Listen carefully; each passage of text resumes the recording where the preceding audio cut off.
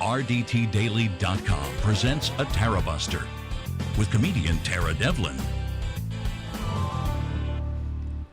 What's up? Hey guys, this is Tara Devlin. Thanks for hanging out. Unapologetic liberal talk on the right side of history, decency, dignity, democracy, and humanity. And we can think of some more descriptors if you'd like, because hey, it's okay. Right now, let's see. What was I going to say? Yeah, I was. Well, thank you for being here. We will. I know, feels like deja vu. Ed in the chat, right? We were just here, but I recorded. I was on the Mike Malloy show today, so it'll be tonight, but it was pre-recorded with Robin Kincaid because we were, I had my show tonight.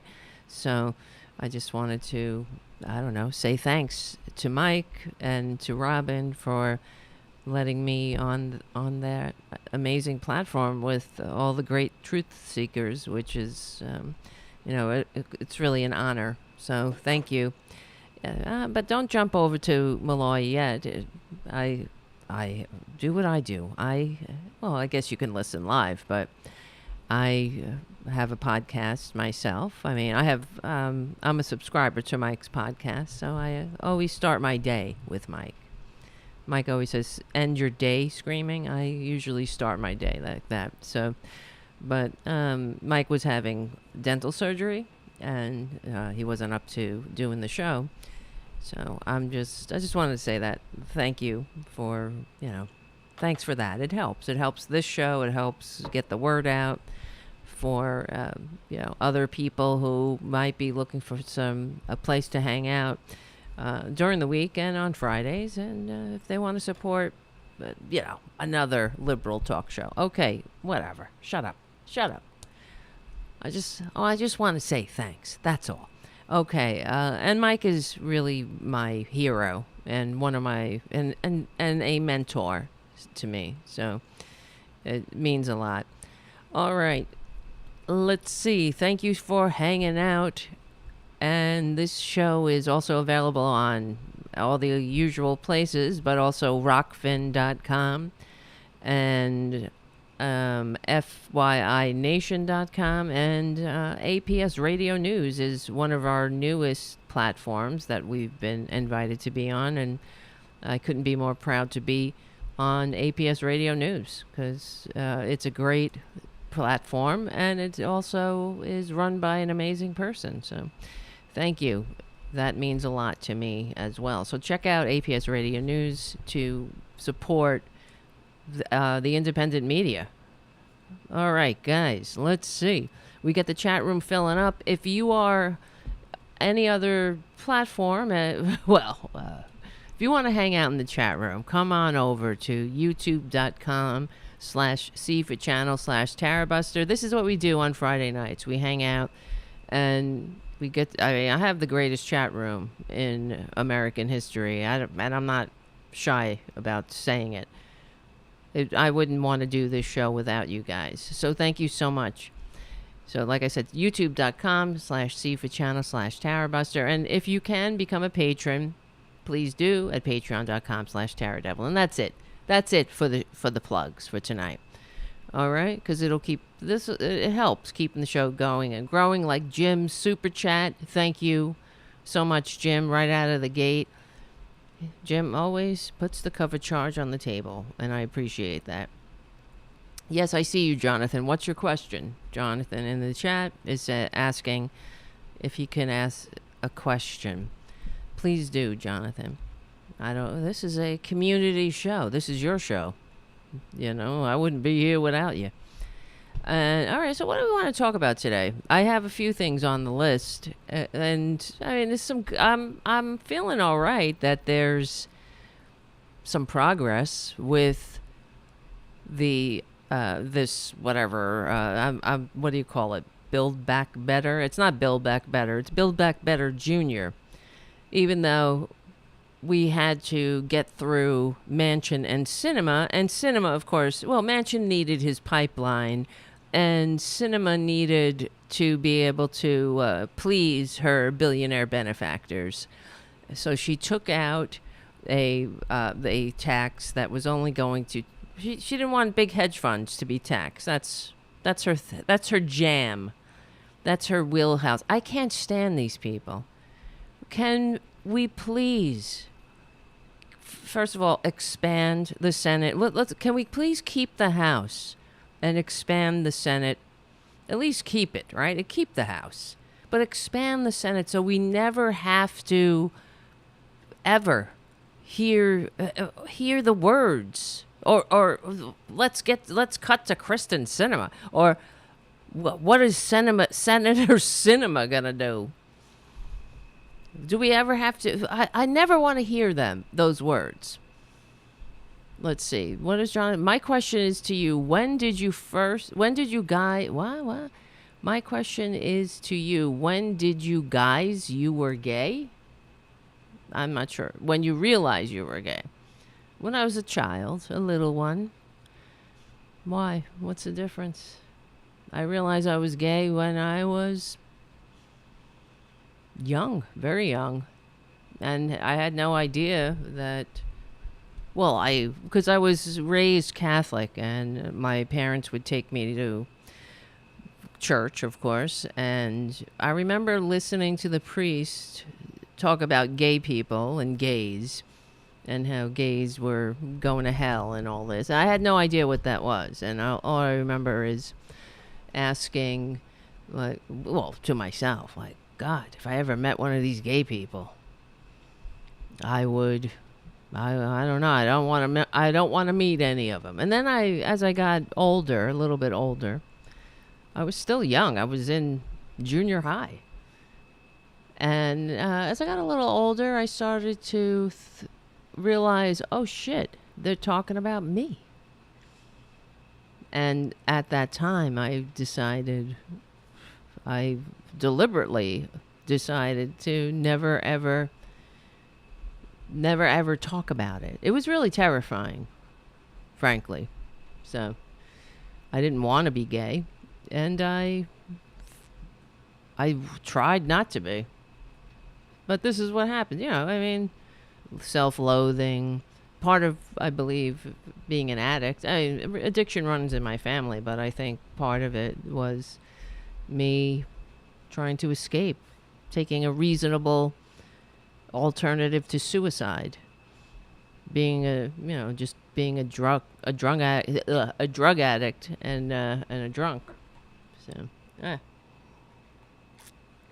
why you gotta bring me down, man? All right, listen. This is Tarabuster, but this isn't the Tara therapy hour, even though it is. But if you want to know more about me personally, keep coming back. It works if you work it, so work it, you're worth it. It all comes out in the wash. So, yeah, I'm pretty much an open book at this point. What are you going to do? That's life. And this is why we're on the right side of history, decency, dignity, democracy, humanity. And it's like, people are people. And I learned I don't know I always was very sensitive, but understanding how hard it is to be on the outside. What's the other fucking question, Jonathan? I have another question. What is this? The freaking question time with the Prime Minister? All right. I can't be answering your questions. We're doing a show. It's not about me. The show is not about me. I may be the host. We're talking about politics. I come into the equation because we become, I talk about life, myself, whatever. But I'm sorry, I didn't mean to snap at you. What is your fucking question? Just post it. Jesus Christ. Don't say, I got a question. Just fucking post the question. And if I get to it, I'll get to it. I'm scared for all the guy dogs? What are you talking about? All right, I can't. See, this is what I'm going to do. I'm going to have to not look at the chat for a minute so I can focus. Ooh, it's hot in here. Why is it so hot in my apartment? I have the AC on. All right, so we had some good news today. I think it's great that the Democrats, see, this is what winning looks like. It's winning as opposed to whining. That's the thing with when the con man was squatting in the White House despite receiving fewer votes. They always talked about it was going to be so much winning. We wouldn't know what to do. We would be so sick of winning. But it wasn't the winning, it was the whining I was sick of. That's for sure. Hold on, we'll be right back. Oh, God, I'm having so many flashbacks from the past few years with Trump talking, just, kissing his own ass. Saying how, and lying, frankly. They're all a bunch of liars. I'm so tired of them. And in fact, today, I don't know if you saw. All right, so now we're going to pass the Build Back Better Junior plan, which is great. Finally, we're getting some wins. And hopefully that'll help us not fall into fascism. And that's the other thing we're going to talk about tonight, is what's going on in that kook-fest, CPAC. I guess CPAC happens. It used to happen once a year. Now it's once a month, it seems. Well, they were just in Hungary. Now they're in Texas again. And they had one not too long ago. I mean, what a freak fest. And they're letting it out. They're letting the freak flag fly. But so we finally got a win, but it's Christian cinema aside, but it's really funny watching Republicans. They don't know what to do with themselves. What do they do when the jobs numbers come out and it's higher than expected, so much higher than expected. It's off the chart. And there's the economy. I don't know how they were putting it, but it's we haven't seen an economy like this ever since they started taking the stats or something. I'm not putting it in I'm not putting it correctly, but you know what I'm saying. It's not bad. It's not bad news. But Republicans, they can't help it. Look at here they are. What are you going to do? Because it just goes to show you how disingenuous they are. Everything is negative. Here's a little montage of the reaction on Fox News. What a shocker, my goodness. This is some recession. Just for some reason, I'm still skeptical as to whether or not this is telling us much about where employment is going to be over the next several months. The jobs economy is pretty strong. Therefore, the market's down on this. You still have that problem of inflation running at 8 and 9% and wages, according to the new report, growing at just a little over 5%. And that means that's what I call a cost of living recession, where people are just feeling poor. Unreal. And look at the lower third. White House misses forecast on lower July jobs growth. They had to frame it in a negative light. White House, because they thought the jobs growth number would be a little lower, but they were pleasantly surprised when it came in and it exceeded all expectations. It's not a bad thing, but they had to frame it. White House misses forecast on lower July jobs growth. So if you were just passing through and it was on one of the telescreens, as it always is, across the South and all of these red states, any store you go into, any bar or restaurant that has a TV up, you better believe they got Fox News on the telescreen. So and a lot of the times the sound is down. So all you see is White House misses forecast. Of course, they fucked up again. Fucked it up again. There they are. But there's a recession. It's the jobs recession. It's the this recession, the that. Everything is negative. Everything that Trump said never came to fruition, of course, except, I mean, what did he do? He funneled more money into the arms of the rich. This, you know what? I know I always talk about, I share things about things that I've encountered on social media. So but I just want to tell you something that annoyed me today, because this is therapy for me.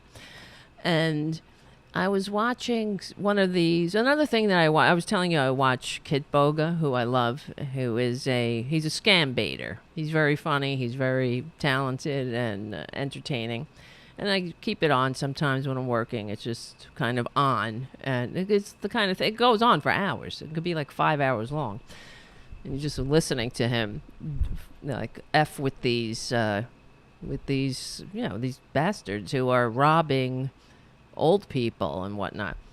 But another thing, I was watching this, it's like Chris Hansen, To Catch a Predator. But there's a lot of people doing this now on the internet, where they set up these pedophiles, and then when they show up to meet who they think could be a 13-year-old girl or boy, it's these guys with guys and gals, I guess, girls and gals, guys and dolls, with cameras, and they confront them. And I was watching one of these predator poachers or whatever the hell, and so one of the guys got caught, and then he came back, and he wanted to explain himself. He said, I'm not actually a predator. I was going to save the girl, from herself. All the same old excuses. And then they were talking to this guy. They're like, you know what? You need help. You should get the help you need. Go into therapy and stop preying on young girls. And he said, I can't afford to go to the doctor because I don't have insurance, and because I lost my job, he said. And then they said, well, why don't you go on Medicaid? And he's like, I can't. I don't qualify for Medicaid. And the guy went, it really pissed me off. You can see where this is going. The guy goes, well, thanks, Obama. He really fucked that up. It was Obama's fault now, apparently, that this person can't get Medicaid, which it's such bullshit anyway. So it's not thanks for-profit health insurance racket, or thanks Republican governor. So here in New York, if you're on unemployment, if you lose your job and you qualify for unemployment insurance, you automatically qualify for Medicaid. All you got to do is sign up. That's thanks Obama. But it's if you see how propaganda works. So comments like that, just throwing these asides. Oh, fucking Obama fucked that up. Thanks, Obama. Never mind the fact that, of course, U.S. stands alone without health care as a right, and we leave millions out. But Obamacare is a step in the right direction, and many of these the Republican governors didn't take the Medicaid expansion. So it is a testament to propaganda. How it's almost the thing that really annoys me is that it's almost it's like cool to be anti-democratic, and I mean capital D Democratic. It's almost cool to say, oh, Obama fucked that up, or that's the Dems, that's the Democrats. When the Democrats are the ones that are trying, at least, in spite of the Republican albatrosses around our necks. And I'm sick of it. frankly, I'm sick of, being nice. This is what happens. But you know what I'm saying? You know what I'm saying, G? That's what happens when you don't fight back. When you don't stand up for yourself every single time. When you don't push back every single time. So, of course, I left a comment on that person's YouTube channel. But it's just, because we have that. That's where we come in. I cannot stay silent when somebody says something freaking stupid like that, because then it just lays in the middle of the floor. And trust me, if you asked them, if you pushed them, like, what are you talking about? They would have no clue. But they know somehow that gets that's a positive thing to say. Oh, yeah, fucking thanks, Obama. It's like what I was telling you about my friend who listens to Michael Savage, a friend of mine, believe it or not, who is also gay, but he I don't know what his problem is, but he listens to this fucking Michael Savage asshole, and he's really malinformed about things. So he said one time, he hated Nancy Pelosi. Nancy Pelosi was on my computer screen. That it was like on a headline or something, and he's like, "Oh, I can't stand her." And I said, "Why? Why? If you have a visceral reaction to someone, shouldn't you be able to explain why? I mean, I could tell you why I hate Trump. I could tell you why I hate the Republican Party. I could bring the receipts. I don't know. I hate him. But as soon as I asked, why? What's wrong with her? What did she do? What is it that you don't like? I could tell you a few things about Nancy Pelosi that she's done that I don't like. And I could tell you a few things that she's done that I like. But if you're telling me you hate her, then you must have a reason. But he couldn't say it. He had nothing. He was like, how many? It was because he had heard it again and again and again. And that's why propaganda works. That's why we're here. We're dealing with this fascist takeover of this country, this coup. It's not a slow motion coup. It's an ongoing coup. It's a friggin' coup. And it must be stopped. And we have to meet it without apology. We have to kick its ass. Legally and peacefully, without apology. Or it's going to roll over us. And we're done. They are openly. Think about this. They are openly celebrating a fascist. They have him, of course, they're all fascists, right? But they have a European fascist who it was successful in his coup against democracy. He openly describes his system of government as illiberal democracy. And it's bullshit, too.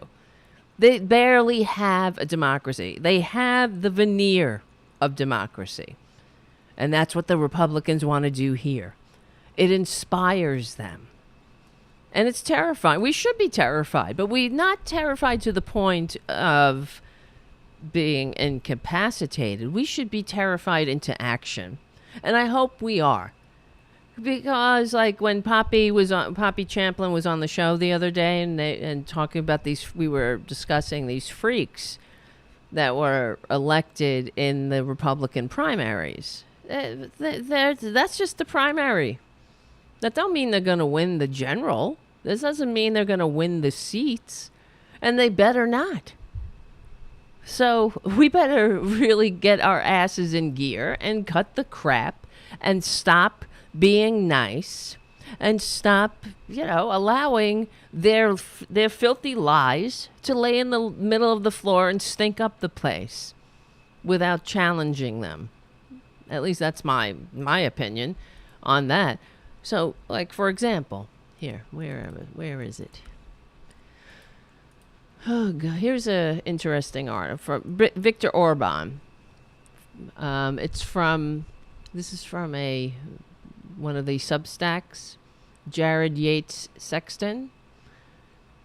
He writes, Viktor Orbán strong-armed himself into another term and left no doubt as to what he and other authoritarians have in store for us. So this was written on April 4th, so it was a few months ago. Hungary's conservative Fidesz party continued their domination of electoral politics, gifting authoritarian Prime Minister Viktor Orbán a fourth term. The victory itself was more or less a foregone conclusion. Under Orbán's direction, Fidesz has used their power to create a virtual one-state system. And remember when, and this is me talking, not the article, but when, who was that? Now it's, this was during the Bush administration. Wait, hold on. I think it was Newt Gingrich wanted to create a permanent, or was it Karl Rove? Permanent Republican majority. Yeah, that's it. Who was it? This was in 2014.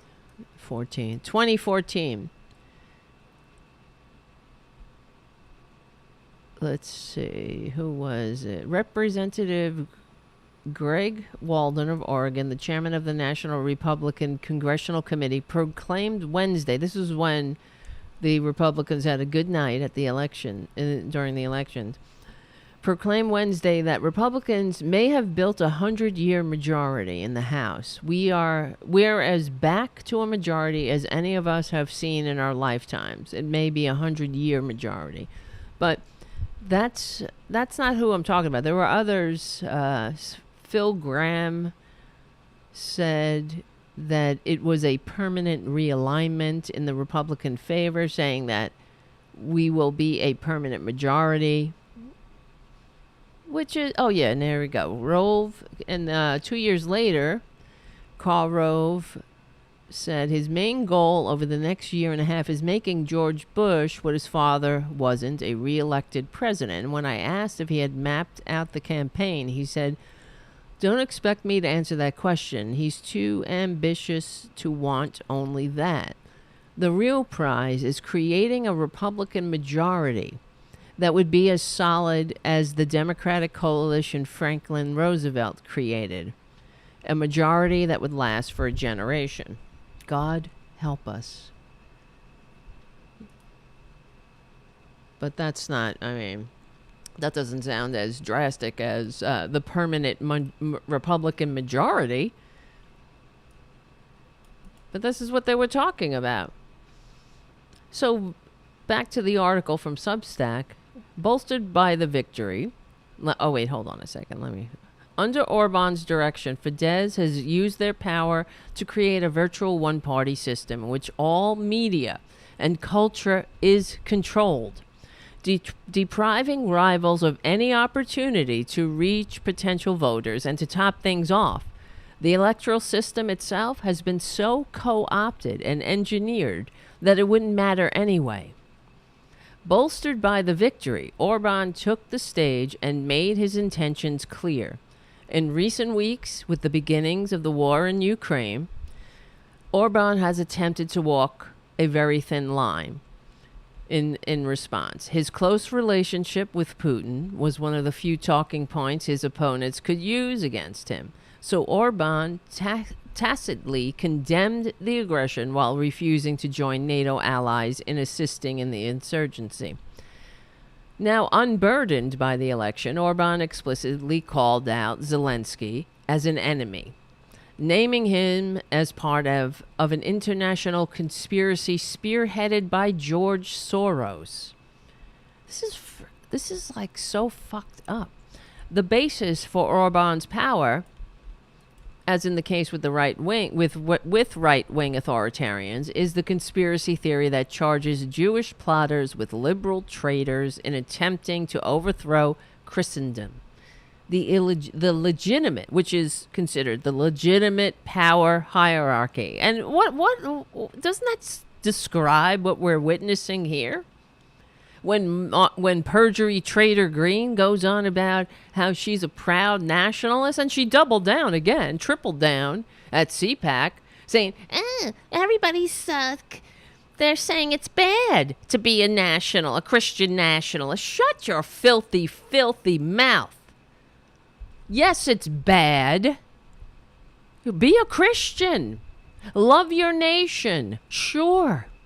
But what do you love? Obviously, you don't love this nation because you hate everything about it. You hate the fact that we are a liberal democracy, a multi-racial, liberal, pluralistic democracy of, by, and for the people, not of the con man on down.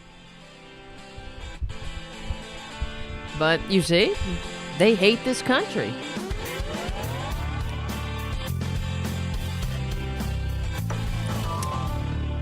All right, we're back talking about Viktor Orbán and the Republicans letting their fascist freak flag fly.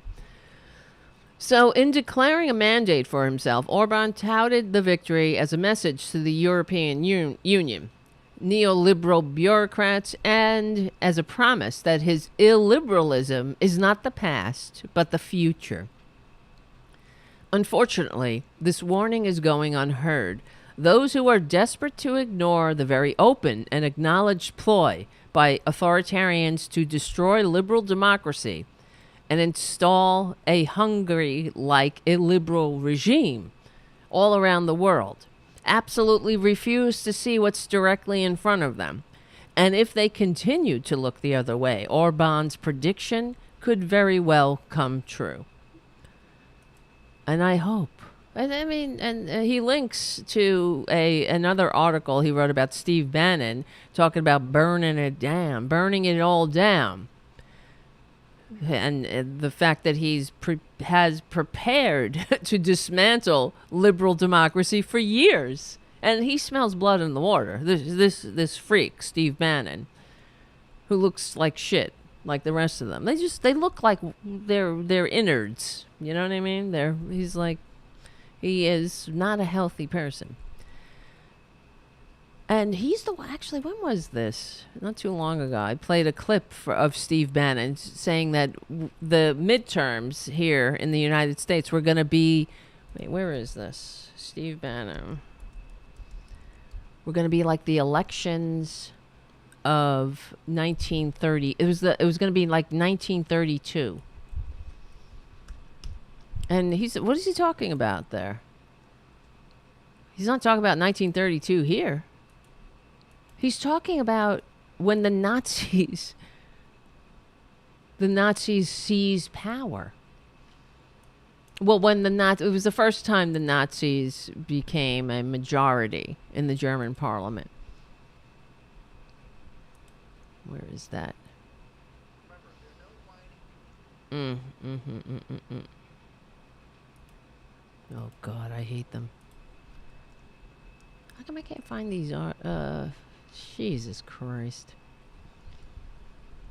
Bannon? Nazi? That doesn't matter.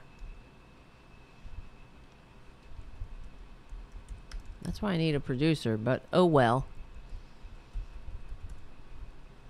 I thank you, Jim, for your super chats, but Jim is very lonely out there sometimes. My producer, whatever, who cares? It is what it is. My producer, where's the producer anyway? He's in the window, the bathroom window. All right. So while media and politicians continue to frame the Ukrainian war as an isolated incident, a major historical event is developing right beneath their noses. History tells us how these things happen and how they play out. Only those determined to look the other way can possibly deny what is gaining traction and momentum. Liberal democracy, with its focus not only on representative government and self-determination, but on multicultural cosmopolitan nature of democratic societies in which free expression and tolerance are prized is largely touted as a given by these same outlets and politicians. And that's absolutely true. We think that this is always going to be this way, that people generally understand what, well, obviously, people who watch this show, we understand that the Republicans that we're up against, the perjury trader Greens and the Lauren ban from the bowling alley Boberts and such, they don't have the same definition of what this country is as we do, and as it is. This country was founded as a liberal democracy, birthed in the age of enlightenment, not in the age of church and state. That's the system they were throwing off. They were, overthrowing a system, the same kind of system that the Republicans are putting back into place. So there you go. The reason is because the modern order is supposed to be unchallenged. The myth that America's supposed victory in the Cold War brought about a utopic and permanent state of liberal democracy that would spread around the world has reared incredible damage. And this insistence that everyone is in favor of this continuing, and that no movement, no matter how obviously authoritarian and anti-democratic, is still within the tradition, puts us in incredible danger. And I like the way he put this here. And I'm reading an article, Substack article by Jared Yates Sexton.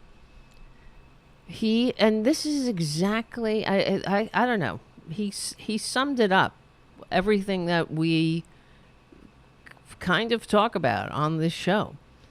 That let me read it again. This insistence that everyone is in favor of this continuing, meaning liberal democracy, and that no movement, no matter how obviously authoritarian and anti-democratic, is still within the tradition of democracy, puts us in danger. And I think of the corporate media. The way he is summing up exactly my frustrations when we talk about how the liberal media will go from one story about how the Republicans are or denying truth and reality and spreading lies about the election, and they're not backing down, and then they go to another story about the horse race of the election, or let's go to the big board and see who's up in the polls and down in the polls, when that's not the story. The story should be that this is a warning. This is a flashing red warning light for the end of this country, for the end of democracy as we know it. It's not DeSantis. Will Republicans support? Some Republicans are now supporting DeSantis over Trump because Trump's antics are getting old. Well, we better be terrified of DeSantis. And then they talk about DeSantis as if he is a normal, regular politician. That, he's appealing. He's appealing to some conservatives. There is nothing conservative about overthrowing democracy. There's nothing conservative about lying to the dumbasses you pretend to represent and telling them the election was stolen. There's nothing conservative about Steve effing Bannon, except they are manipulating the easily manipulatable. And that's one of the things when I was on the Mike Malloy show with Robin Kincaid this afternoon, when we pre-recorded it, we were talking about how it's malpractice. These people who are the Republican representatives who are pretending to represent the American people, the people. They're always talking about the American people. It makes me sick when I hear Mitch McConnell go on about the people. He doesn't give a shit about the people. But if they were if they really represented the people, they would stop twisting them with lies.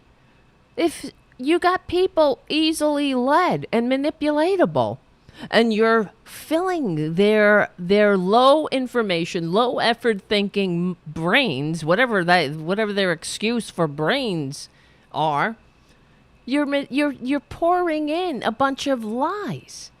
And worse than that, it's not even it's not like telling them that if you drink Pepsi, you're gonna have a great life or something. You're gonna go and attract girls, and you're gonna love your life. You're gonna have the best life ever. It's not like that. They're telling these people that they're under attack, that someone's out to get them. A caravan's going to kill them. That everybody, they're being taken advantage of.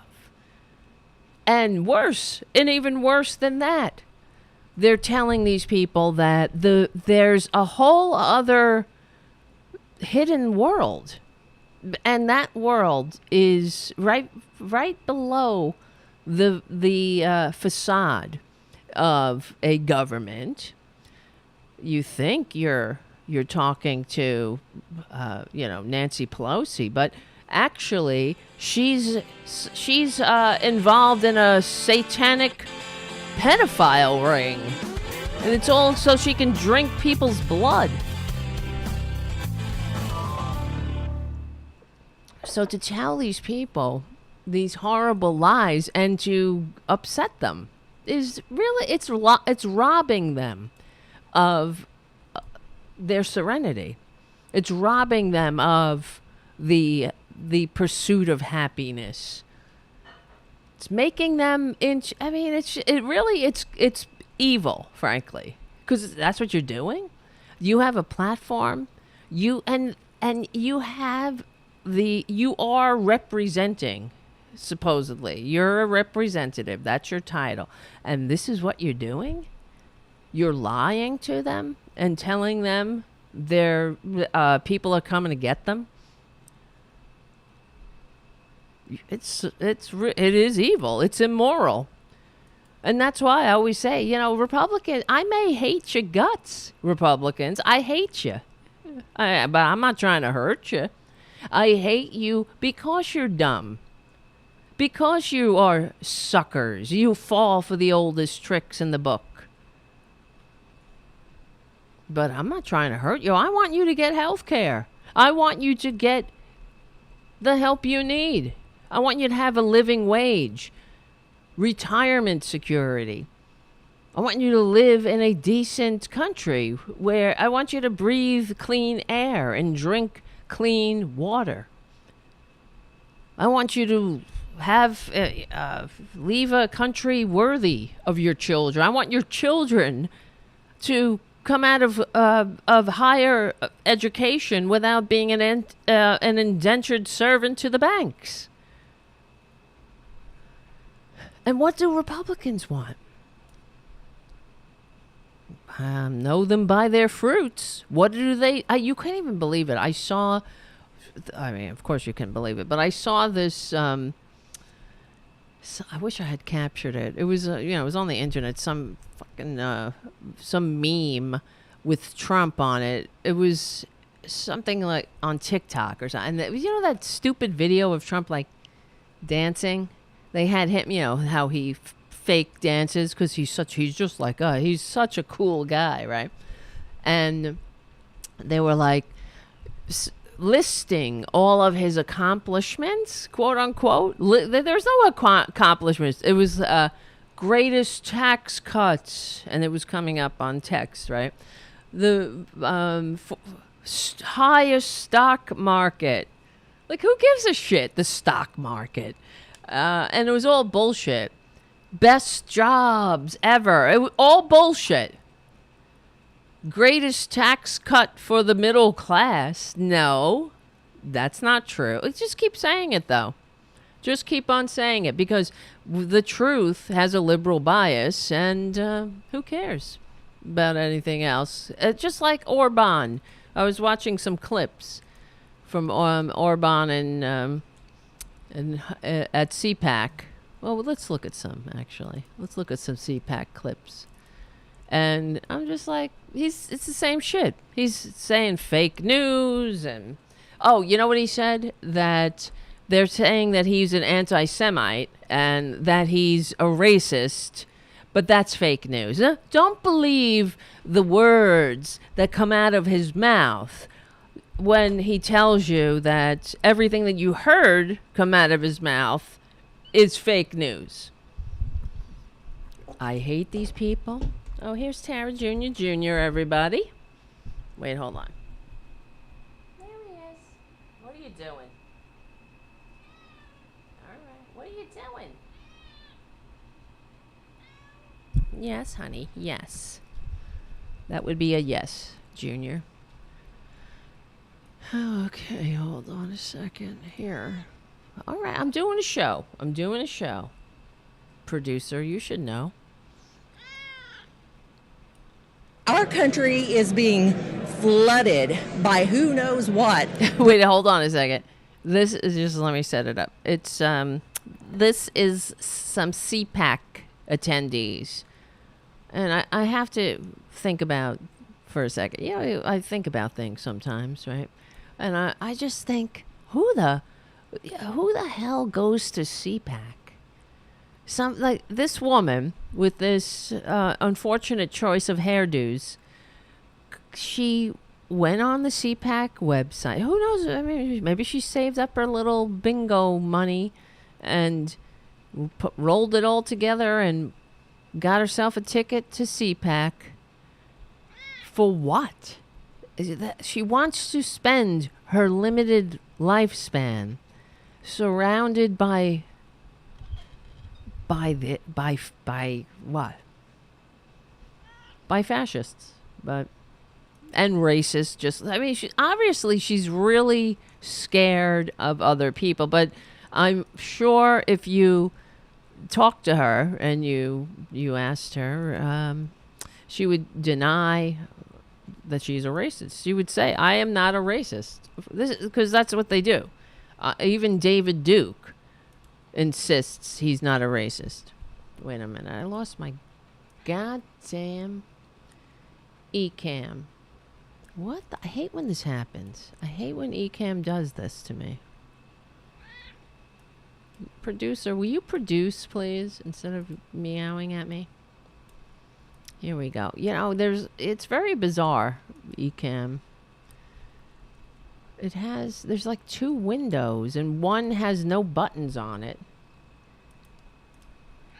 And the other one, and now I can't find the one with the buttons. God damn it. Don't even tell me. Something's wrong. Oh my God. All right, Junior. This is crazy. I don't have any buttons. Something's wrong. Could you imagine? We might have to do the entire show with this lady. This lady at the top. This is crazy. I have no control. Let me see. Hide others. Let's see if it comes back. Oh, wow. Oh, we might be SOL here. Let's try. Well, let's try. Let's just play. Why do we have to have open borders? Who decided that we have to have open borders? Who decided? I'm here in the merch hall at CPAC, the Conservative Political Action Conference. We're here to find out why people came out today to hear a speech from Hungary's authoritarian Prime Minister, Viktor Orbán. Here's what they had to say. What did you think when he said that Hungary doesn't want to be mixed race people? He said refugees were welcomed, But illegal aliens, and that's what they are not welcomed. People are not allowed to just come into his country and take it over and take advantage. Take advantage. You see, this is what they say. They think everyone's taking advantage of them. And they like Viktor Orbán because they think that, they use him as a model. They don't care that he's openly disgusting and racist. That he outright said he does not approve of mixing race. That's what he said, mixed race. But don't worry, they're not racist. Nothing wrong with that. And no, I'm not a white nationalist. Isn't that frightening to you? We don't want to be a mixed race people. It doesn't frighten me at all. I like going to France and having French food and French cuisine. You do? And then I like to go to Britain and I like to have the same thing. That's not really a racial issue, though. Yeah, but I mean, what's wrong with keeping your country true to yourself? I don't want the world here either. Honestly, I feel like we're kind of full up here anyways. Oh, wow. You try to drive on our roads. They're busy. You try to get in anywhere, it's super busy. I think that sometimes you can cut it off.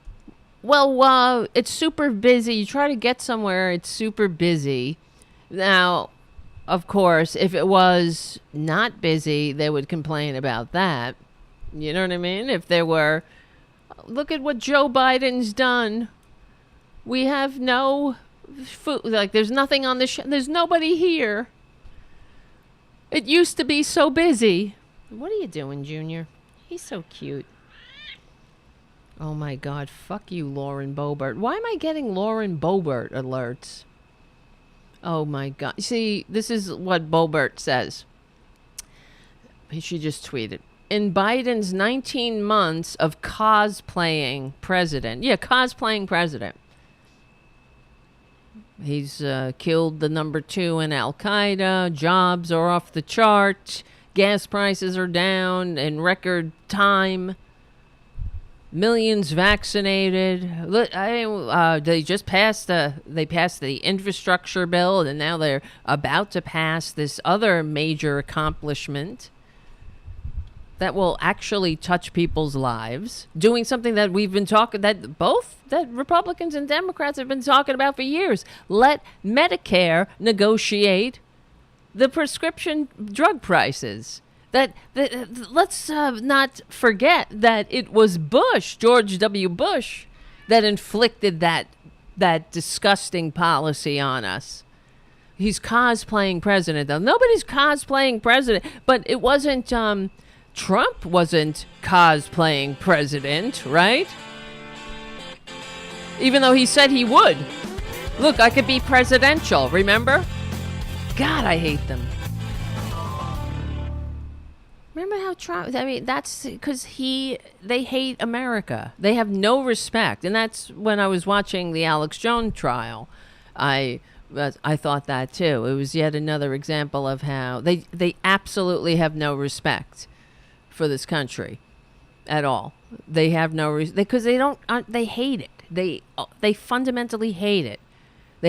That's why Alex Jones and the lawyer at different times in that trial had to be scolded like little babies by the judge for chewing gum in court. Sitting there just chowing down, and she's like, excuse me, there's no, you don't chew gum in court. There's no food in court. You're not allowed to chew gum. You weren't allowed to chew gum in elementary school, in your 3rd grade class, right? I know I wasn't. Why would you chew gum in court? He says you have no respect. They only respect themselves. If they only respect the legitimacy of this democracy, if they somehow finagle themselves into power. And then they use that illegitimate power that they got because they gerrymandered or voter suppressed themselves into power. And they use that power to to make it harder to get rid of them, just like Orbán did. That's why they love him. Oh, I hate them. Yeah, remember when Trump... This is the other thing that... Like, here it is. Maybe, or maybe it's not there. Oh, don't tell me. I lost it again. Fucking Ecamm. Fucking Ecamm. Ecamm. What are you doing? What are you doing, Junior?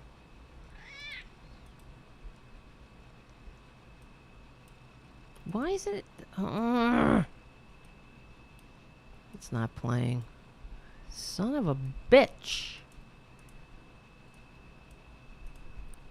Oh, don't tell me. I have no... I hate it. I hate some things here. None of my videos are playing. Because of Ecamm. To sum up... Oh, here we go. The mother is a woman. Oh, the God father is a man. And leave our kids alone. Full stop. End of discussion. Could you imagine?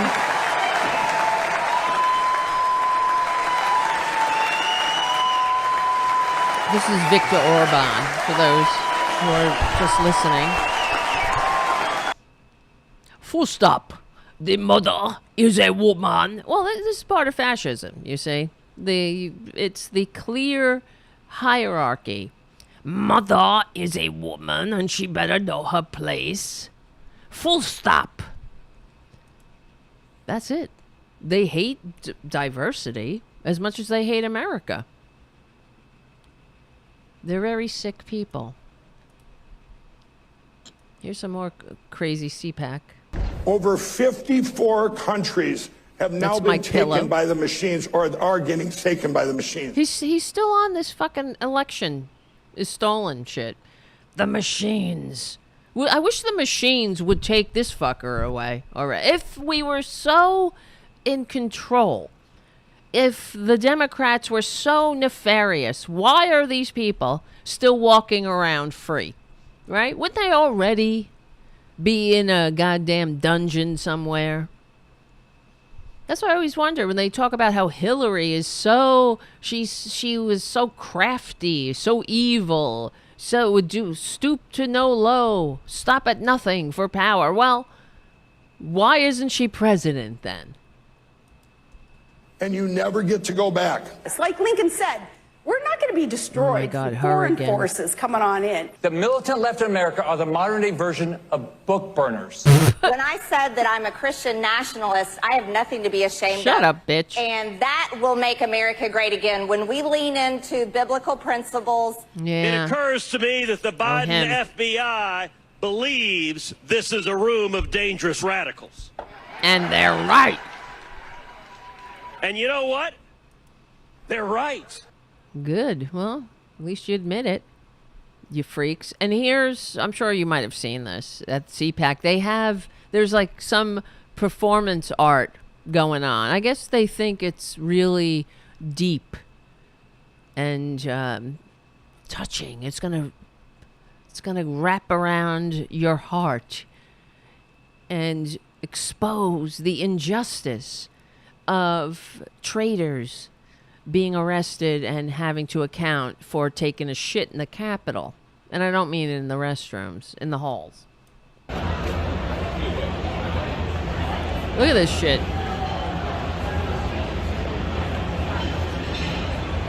There's a guy who he's in this cage at CPAC, and he's wearing an orange jumpsuit with a MAGA hat.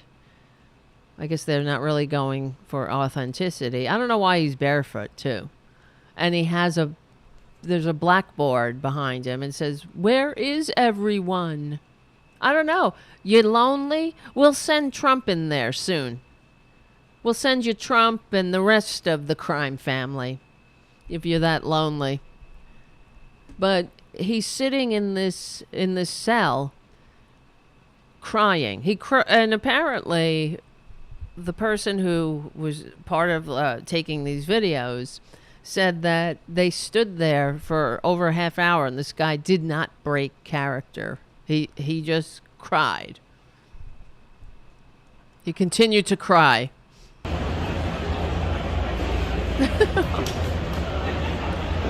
He's crying.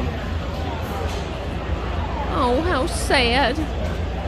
Isn't it sad when traitors need to, go and be accountable for their crimes?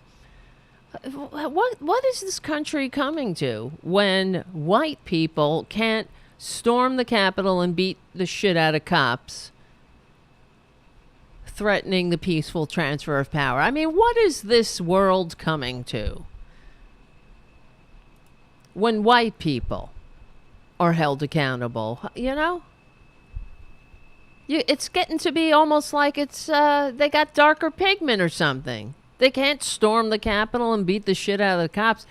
It's funny that but we know if they were people of darker pigment, there'd be a lot more than just one traitor shot that day. That's for sure.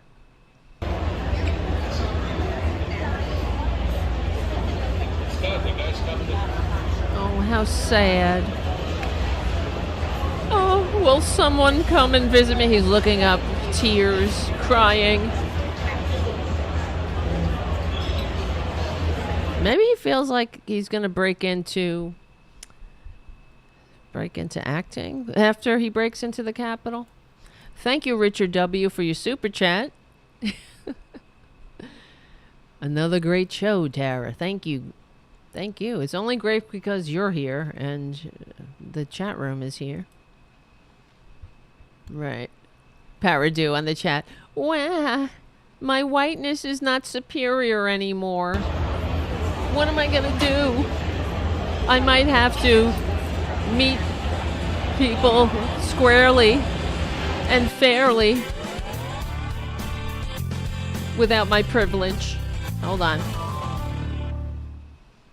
God, and I want to. Here's another one. Here's some more CPAC. I know some people on the chat are like, no more. Where is it? Oh, here's Sarah Palin, because this is really much. Like, we needed her. We needed her. That's what this whole decade was missing. This shit show. The clown show of the Republican Party. We missed Sarah Palin. Sarah Palin was the camel's nose under the tent. Well, I guess we can say maybe George W. Bush was.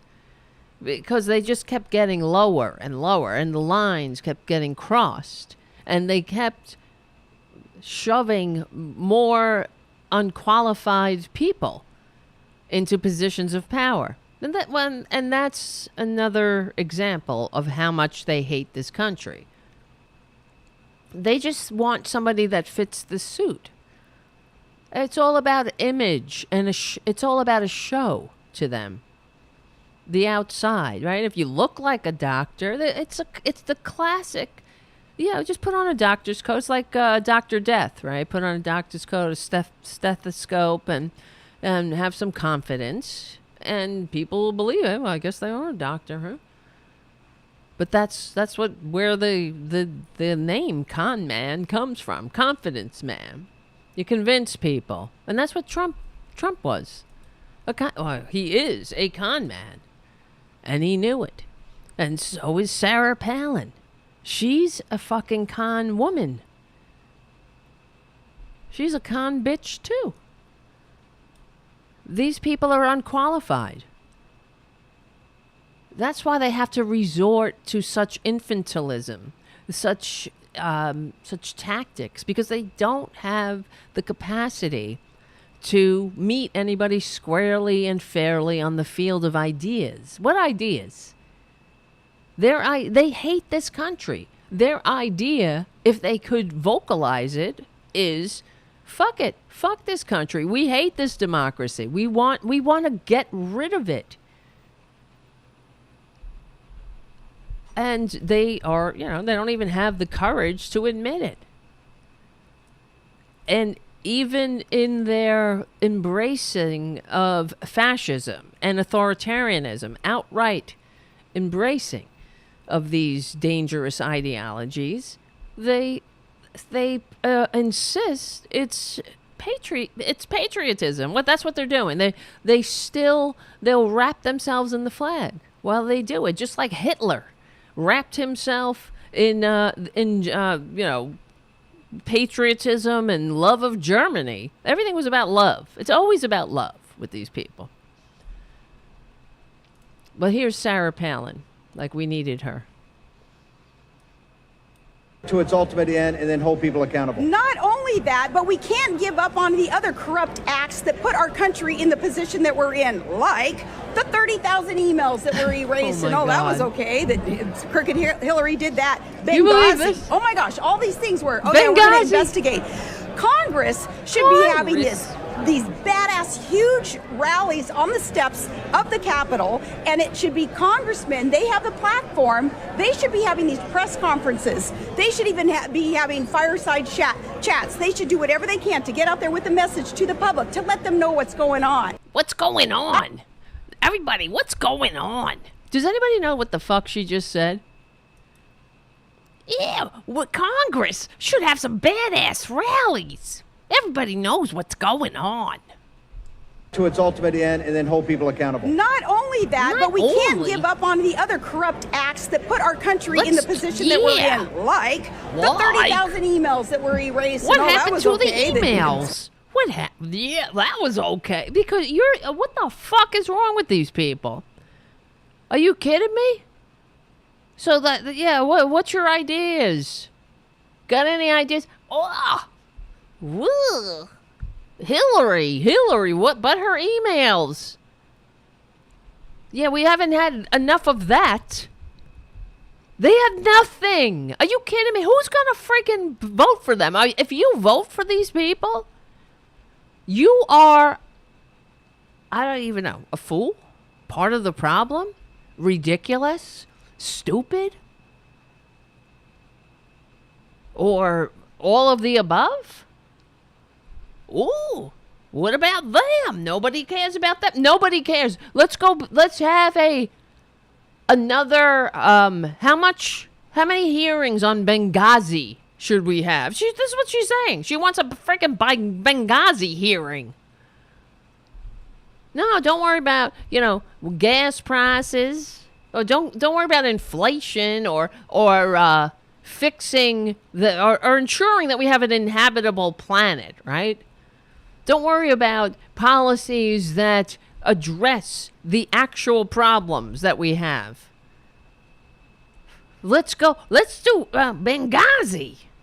Because they need a distraction. They want their dupes to be like, yeah, Benghazi. Again? Congress, I know, right? Winston on the chat. Congress should have rallies? Exactly, because it's all about the Nazi, it's Nazism. The Nazis had big fucking rallies, too. They had some big, badass rallies. And what is she saying, really, exactly? Word salad. He did that. Benghazi. Oh my gosh, all these things were, we're going to investigate.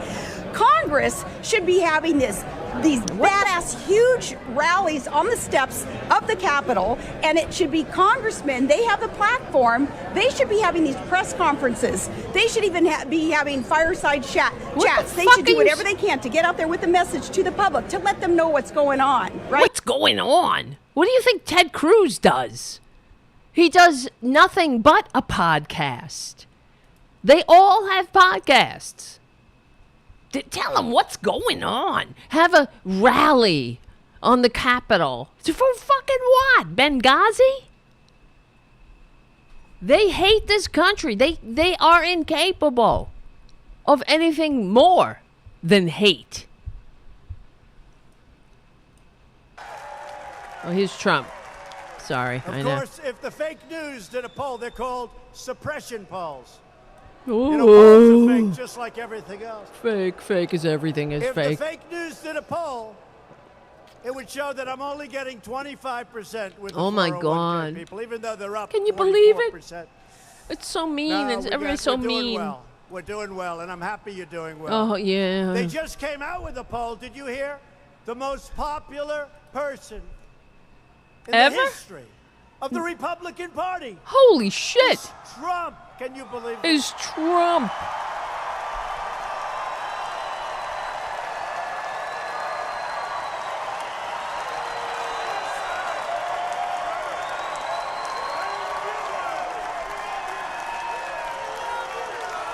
We love you. So I said, does that include Honest Abe Lincoln? You know, he was pretty good. Yeah, he was pretty good. He had a good Remember I nickname. said, It's not like fat pig we or would have a lot of fun. They'd say, he's not acting presidential. And I'd say, well, it's a lot easier to act presidential than to do what I do. do what I do. Anybody can act Yeah, you look like president. shit. And I'm glad. Yes, anyone. This is them acting. Anybody, it's like anybody can act like a congressman or a senator, right? Anybody. You can act like a senator when you're actually a podcaster. Oh, God. Isn't this great? He's the best. He's the fucking best. Never, I mean, he's done so much for us. Everything he's done, it's incredible. We've never had the greatest, and in fact, that's the other thing. Every time they get in front of a fucking camera, I love everything he did for, what did he do for you? What did he do? You stupid pricks. Well, he made you eat shit. We know that. Literally. By allowing feces into the food supply. If you eat meat. That's how much they love you. You know, Republicans love you. It's not, it's not figuratively. They want you to eat shit. That's how much they love you. They respect you. Oh, he's so picked upon, too. Here's the other. They say stuff, and they think you're going to believe it. It is a horrible, horrible thing. A friend of mine recently said that I was of yours. the most... Now we know he's full of shit. What fucking friend? Okay? He's got no friends.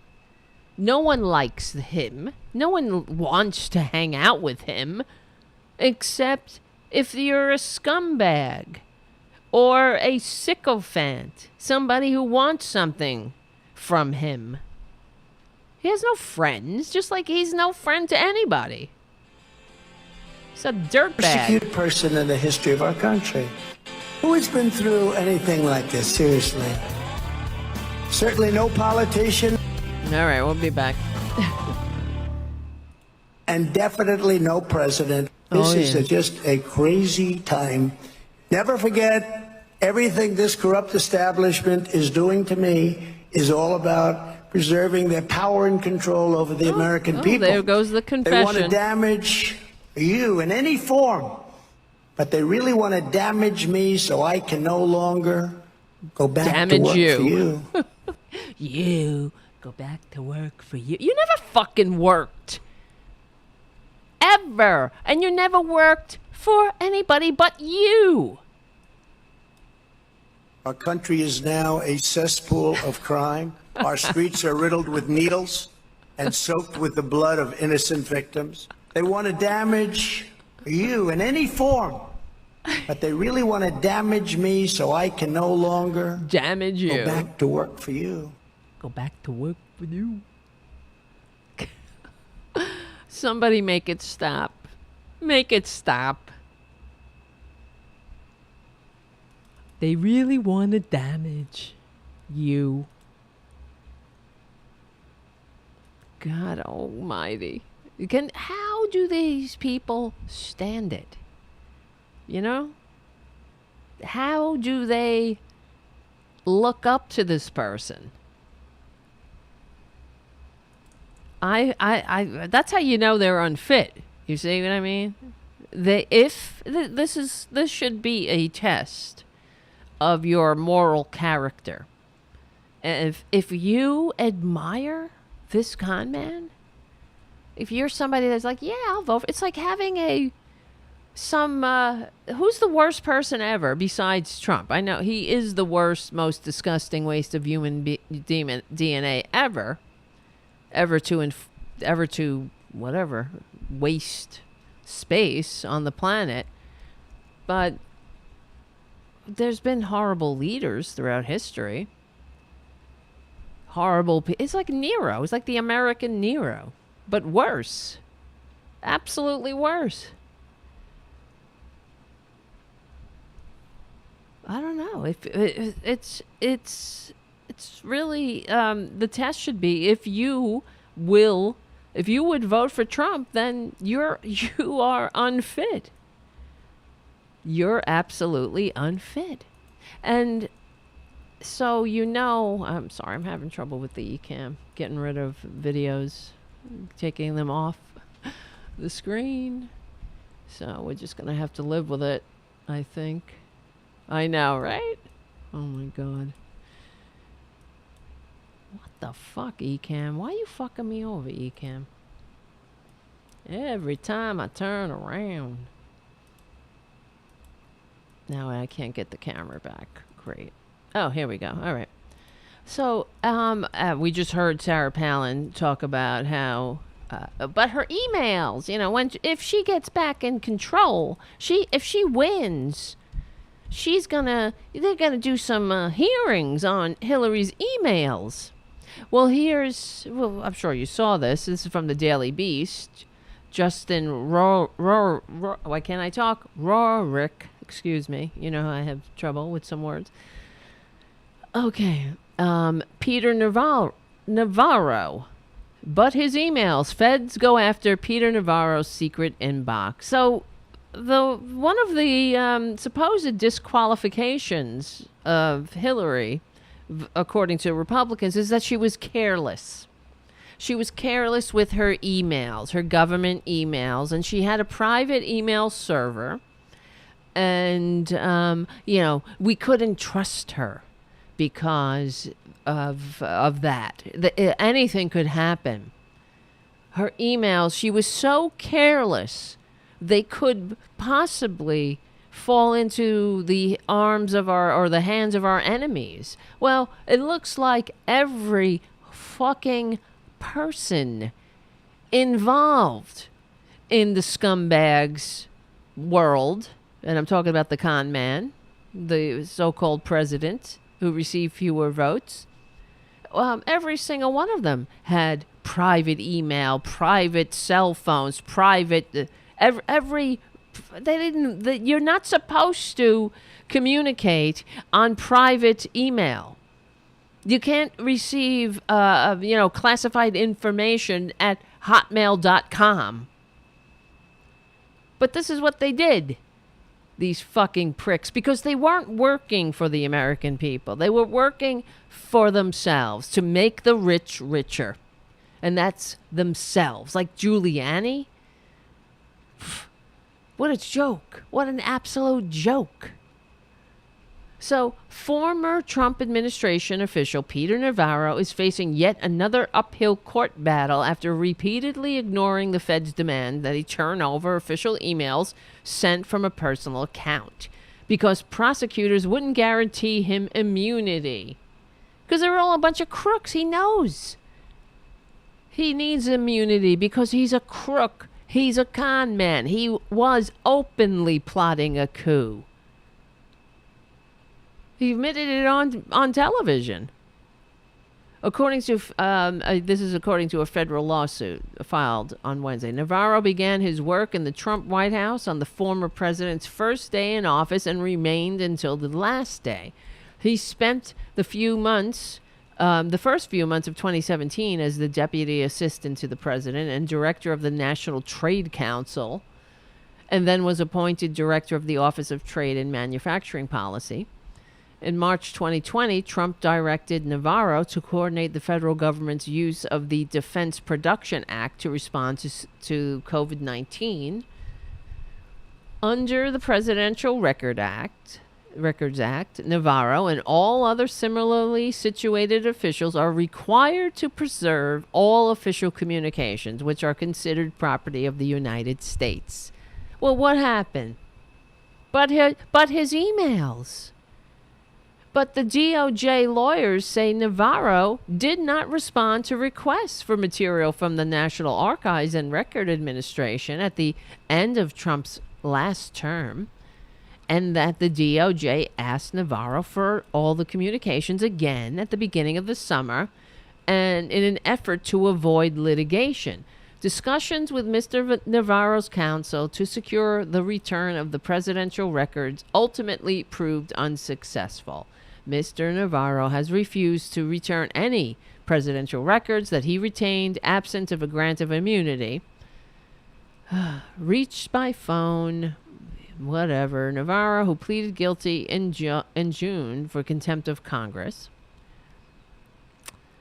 I would have to look at the suit first. A short time later, Navarro's attorneys said Mr. Navarro, who has never refused. Yes, it's just our own lying eyes. But during Navarro's time in the Trump scum-sucking cesspool, he used at least one non-official email account and an account hosted by a non-official service called Proton Mail. And Proton Mail is how you hide your email. So what are you fucking saying? It's not government email. It's some private email that is meant he's trying to cover his tracks. Scum. To send and receive the messages consisting of presidential records. Unreal. But hey, different rules for Republicans, don't you think? Let's get back to Benghazi. We don't want to talk about January 6th. Let's have some more Benghazi hearings. And cry about how January 6th traitors, they're left alone in jail cells. Isn't that, the humanity of it all. Isn't that upsetting to know that there are traitors, white people in jail cells? What did they do? Their only crime is storming the Capitol and trying to prevent the peaceful transfer of power. I mean, what are you gonna do when you lose? How can a patriot be expected to accept an election they don't win? God help us. All right, it goes by so fast. My God. This is the Progressive Voices end of the show, but there's more show at youtube.com/C for channel/Tarabuster. We will win. We're on the right side of history, decency, dignity, democracy. Become a patron at patreon.com/TaraDevlin. And keep the show going and growing. We stick together, we win. My name is Tara Devlin. I'll see you soon.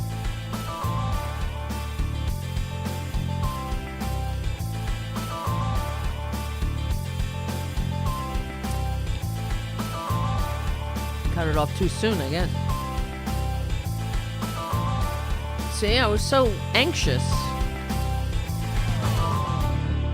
I was so anxious to not get cut off. I did it really fast. I did it, do it fast. All right, where is everybody? What are you going to do? Thank you. I just want to say thank you again, Haiku and Jim, for everything, for being the moderators of the chat room. I can't do it without you, so thank you so much. Oh my God. There's so many other things. Let me see. God help us. Where is this? Well, I mean, I don't know. Everything sucks. The FBI confirms Brett Kavanaugh investigation was a total sham. Of course it was. This is what I'm talking about. Will there be accountability for that? Why is this frat boy sexual predator squatting on the Supreme Court when he's unfit? They're all unfit. And this is another reason why we must maintain the majority and expand it to get rid of, or to not get rid. I mean, he could sit on the bench, but he needs to be nullified legally and peacefully. If you want to squat there, fine. But this is, the tyranny of the minority. And how much longer are we going to take it? From Vanity Fair, Bess Levin writes that the FBI confirms its Brett Kavanaugh investigation was a total sham. Supreme Court confirmation hearings aren't usually burned into people's minds, but there were a number of things that went down during Brett Kavanaugh's that will be difficult to forget. For one thing, the fact that he referenced his love of beer approximately 30 times. Can you imagine? This is what I'm saying. Different rules for Republicans. Imagine Ketanji Brown Jackson doing that. Okay? Somebody needs to do that on Saturday Night Live. Put Brett Kavanaugh's words into Ketanji Brown Jackson's mouth. And you see how ridiculous, how unbelievably offensive it is. Have her behave like that. Pounding the table, crying. Let her scream, let her sniffle, let her suck snot, and cry about revenge of the Clintons. Oh, you can say revenge of the Trumps. Fucking unreal. I don't know, man. And she sat there. Yeah, listen to these horrible people like Lindsey Graham. And oh shit! I almost lost my my microphone. And Chuck was not Chuck. Josh Hawley questioned her, saying she's soft on pedophiles. These mother effers. Yes, boys and girls, my friends and I, we drank beer. I like beer. Still like beer. We drank beer. Oh my God. For one thing, the fact that his answer to the question, was there ever a time when you drank so much that you couldn't remember what happened or part of what happened the night before, wasn't a simple no or not since college, but have you? Fuck you, right? The arrogance. You see, somebody like Ketanji Brown Jackson would never behave like that. She's not permitted to. If she wants to get anywhere in her life, she's got to behave a certain way. Like Obama, he couldn't get angry. He couldn't show the frustration. And Ketanji Brown Jackson, same thing. She had to sit there and listen to these people who weren't fit. That had to question her. And then she has to go to work with the likes of Brett Kavanaugh. She's got to endure him and Alito rolling their eyes in their ivory towers, right? In their catbird seat of power. born on third base, thinking they hit a triple. Have you? Then, of course, there was the weeping over calendars. Still, the thing that probably struck people as most memorable, because it was the most disturbing, was the fact that much of the proceedings centered around the credible accusations of sexual misconduct that had been lodged against the would-be justice, most notably by Christine Blasey Ford, who testified that Kavanaugh had sexually assaulted and tried to rape her. Kavanaugh has denied this, of course, but here's the other thing. As I was watching, this is why independent liberal media is so important, and I thank you for your support. When I was watching the corporate media, and they were talking about this story that came out today, and what's the guy's name? Because I tweeted at him. It was really annoying. He was almost like defending him, and he said that why was it? You know, they were talking about this FBI sweeping all of these credible allegations and the tip line, not investigating anything that came in to the FBI as tips during the confirmation hearing.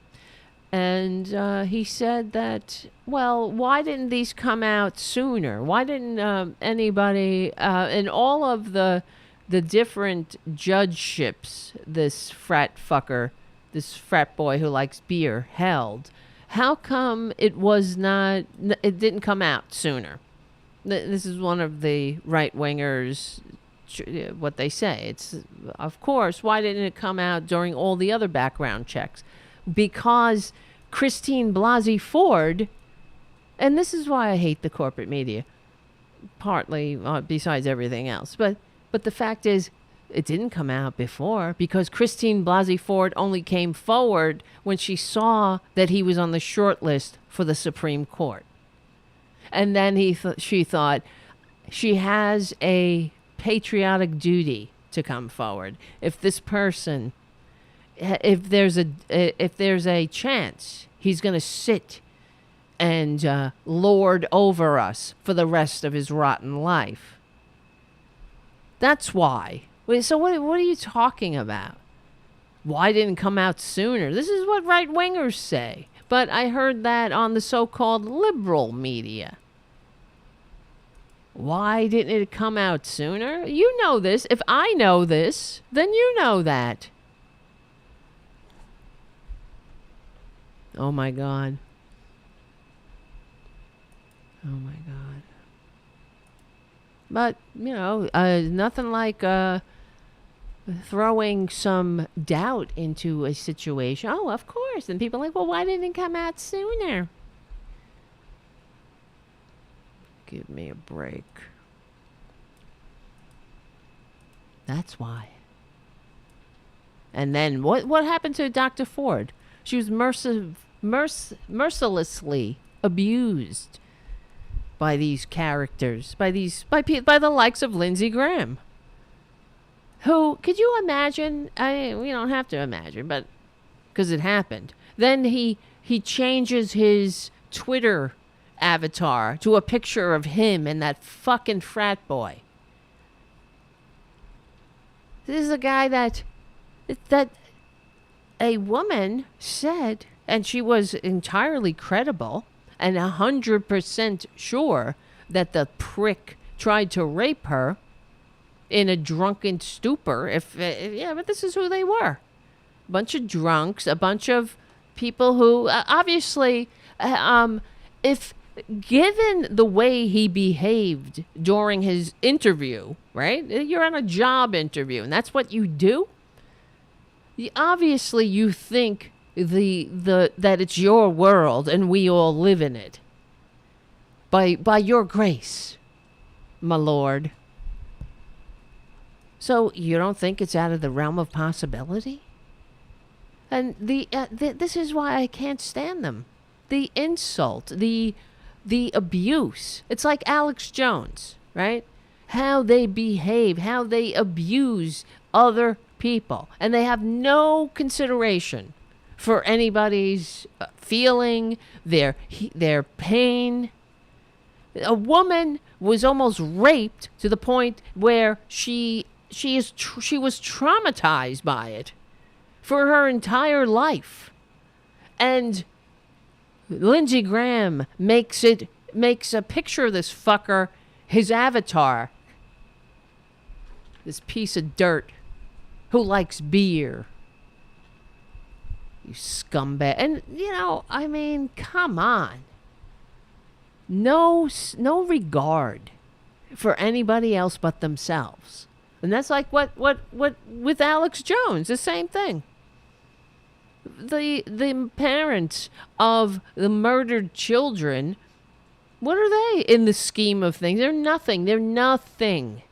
They are just people to use and abuse and throw away, like Ayn Rand talked about. They're not real. Their sons and daughters who were massacred, they're not real. Who cares? But God forbid any of the crimes, anybody ever, there's any they are forced to take responsibility for themselves. Oh, the most victimized people ever. Oh, stop picking on them. Then we get, to the point we have to listen to this goddamn grifter whine that he's the most put upon person, right? They say stuff and they think you're going to believe it. It is a horrible, horrible thing. A friend of mine recently said that I was the most persecuted person in the history of our country. Who has been through anything like this, seriously? Certainly no politician and definitely no president. This is just a crazy time. Never forget, everything this corrupt establishment is doing to me is all about preserving their power and control over the American people. They want to damage you in any form, but they really want to damage me so I can no longer go back to work for you. Go back to work for you. You sing-songy little scum. I hate them. And if anybody votes for them, what's wrong with you?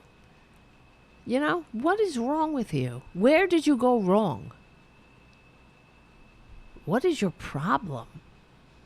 You look up to that person? Where was it? It was something on Twitter. Yeah, it was another freak at CPAC. And this person was wearing like an entire Trump outfit. Oh my God. Oh, here's another something that I had a little Twitter fight with somebody. Let's see. Oh yeah. You know what annoyed me? So I was on. I'll show you what happened here. I'll show you here. So, perjury trader Green tweeted, "America First is on the move."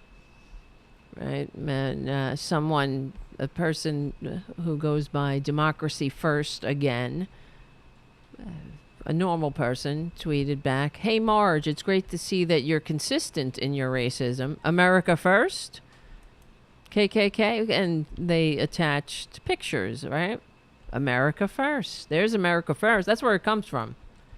The America First movement. It's not old. It's like white nationalism or Christian nationalism. There, America First. That's your Christian nationalism. That's the perjury trader Green. That's her ideology. If she was in that during that time, she would be in that she'd be the leader of that parade. One God, one country, one flag. What's the difference between what they're saying? They think that's patriotism. Wrapping a piece of shit in a flag doesn't make it a patriot, right? Yes, exactly. And so this is what gets me all the time. These right wingers, so someone chimed in with pictures of Robert Byrd and Hillary Clinton. Of course, the Robert Byrd in that KKK outfit is completely photoshopped. But the thing is, yes, Robert Byrd was in the Ku Klux Klan. Robert Byrd was a senator who was born in 1917, and as a young man in the 40s joined the Klan and stopped being in the Klan when I think, I don't remember the exact year. I only know about it through reading about history, but he voted against the first Civil Rights Act, and then when it came up again, he voted for it after having a turn of heart, a change of heart. And for the rest of his life in the Senate, and he was in the Senate for 50 years or whatever, he received a 100% rating from the NAACP. And he said, I am truly sorry. I shouldn't have done, whatever. He fucking changed. Okay? So we're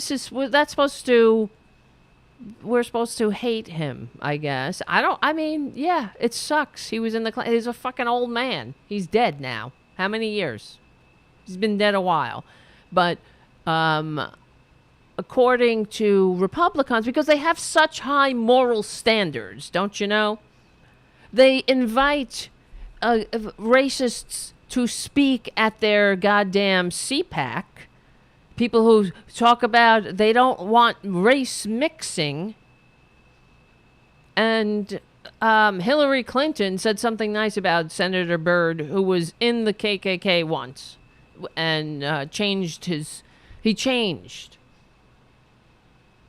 Okay. I don't see the difference here. I don't see the big fucking deal. He changed and he atoned. So apparently, according to this fucking lady, this is Hillary Clinton in the meme, Senator Byrd was a man of surpassing eloquence and nobility, and I will remember him for many things, but most of all his heartfelt commitment he made to me in the dark days following our attack on the country in September 11th. That's supposed to be...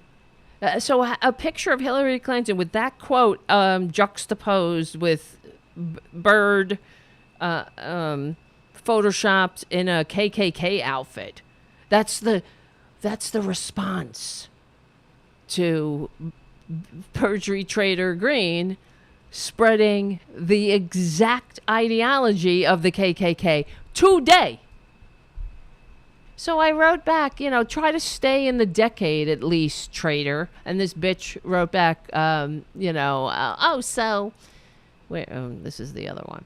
She wrote, oh, so it's okay if, as long as it's in the decade? Yeah, here. So it's okay for her to do this. Well, to do what? Say something nice about somebody? When he died? So it's okay for her to do this as long as it's not been within the last decade. And I wrote back, well, more like 50 plus years. You see, traitor, Byrd disavowed his youthful association, and I can't believe I have to defend fucking Robert Byrd. Who cares? But apologizing repeatedly and become a staunch supporter of civil rights legislation. See, even a man born in 1917 can stop being a racist piece of shit. What's your excuse? And I included a clipping from an article about him where he says, I know it was wrong. Intolerance has no place in America. I apologized 1,000 times. I don't mind apologizing again and again. I cannot erase what happened. And at the end, it says, nevertheless, by the early 2000s, Byrd built a reputation as a staunch advocate for civil rights, earning a 100% approval rating from the NAACP, and also championing a funding for the National Memorial to honor Reverend Dr. Martin Luther King. And that's not, I guess, whatever. This is your response to perjury trader Green being a goddamn Nazi today. It's Hillary Clinton said something nice in a eulogy about a guy who was in the KKK over 50 fucking years ago, and whose voting record, who did a lot to transform or atone for his earlier sins. Meanwhile, these pricks vote for con men, vote for con women all the time. They vote for a fucker who comes down an escalator saying Mexicans are rapists. And then they invite an outright Nazi to speak to them, and they give him a standing ovation today. And the only reason I'm bringing this up is because this person responded to me again. What did she say? Where is it? You can piss off. I've never been a traitor nor a racist. I've never had any problem with any race. Sure, honey. I feel that you treat me how you would want to be treated, and I will give the same respect to you. It's not about one's color, sexuality, or religion. It's about one's character. Well, don't tell me, honey. Show me. It's about one's character. What does a picture of Hillary Clinton have to do with anything? Have to do with perjury, traitor, green today? Anyway, whatever. I hate them. It's true, right? Jim says Republicans never forget, but it's not even sincere, though. That's the thing. They don't care. They don't care. They have people in the KKK now. Look, David Duke openly endorsed the con man, right? But okay, if you're voting with David Duke, you're the Nazis, the American Nazi Party, the effing the Proud Pricks, and all of these terrorist organizations who are outright, they're racists, they're homophobes, they're every other phobe. They suck. They hate America because of our diversity. And, that's okay. But because Hillary Clinton said something nice about somebody at their funeral, he wasn't the KKK in the KKK when he died. He spent 50 years of his life atoning for being misguided and dumb and stupid and ugly and racist. Well, he was able to change, right? What's their excuse? What is their excuse? So if you are not racist, why do you vote for a con man who is a racist, who comes down an escalator calling Mexicans rapists? What do you think that is? That's worse. You're worse. Because you will never atone, and because you don't even think there's something wrong with it, and you're in fucking denial. But no, it's not that they're in denial. Maybe they are. Let me think about this. They think we're dumb. We're stupid enough to, and it's part of narcissism too, but they think that we don't see who the fuck they are. Of course we do. And that's why, and I've talked about this before, and I wish more corporate media people would talk about this, but how the Republicans, like, they talk about why is it that their excuse for the fact that 90% of people with darker pigment, and I think it's the African American community, is vote Democratic at like a 90% rate. And why? And they say, the Republicans say, it's because the Democrats are offering them are promising them freebies, free stuff, right? And that drives me insane, because that in itself is a racist trope that goes back to every racist trope these fuckers have ever clung to, Oh, so it's not you. It's not you who are racist. It's not you who are repelling people by merely being the racist you are, and that's why anybody with self-respect wouldn't vote Republican. But it's not that they're disgusting. The Republicans are disgusting and racist. It's because Democrats are promising them free stuff, which means that what they're saying is that, first of all, people with darker pigment are dumb and lazy, right? Because they would much rather have free stuff. And that's what they want. They're looking for handouts. They want to laze around in the social safety net hammock that Democrats are promising them. But it's a trap, right? But this is that's the old racist canard, that being enslaved was actually good for people with darker pigment because it taught them the dignity of work. And that's what Republicans are doing. That's why they want to eviscerate the social safety net, because everybody who, if you're given a choice, because you have no self-respect and you're just a bunch of lazy motherfuckers, you'll take the handouts. But they want to kick everybody to the curb. They want to make sure you have no social safety net, so you will learn the dignity of work, because you don't know that. You don't have dignity. You don't have, because you're inherently like a child in that way, right? And that is what they are saying. And then they'll say, but we're not racist. But they're so racist, they don't even see it. They're so racist, they can't help it. They can't. It's like, they think, that's why they're constantly putting their foot in their mouths about it.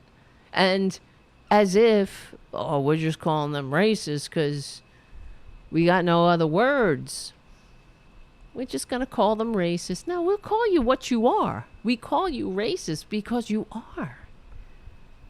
And if you would just stop for a minute and listen, maybe you'd think about it for a second, like, holy shit, yeah. But instead, they wouldn't listen. They don't listen.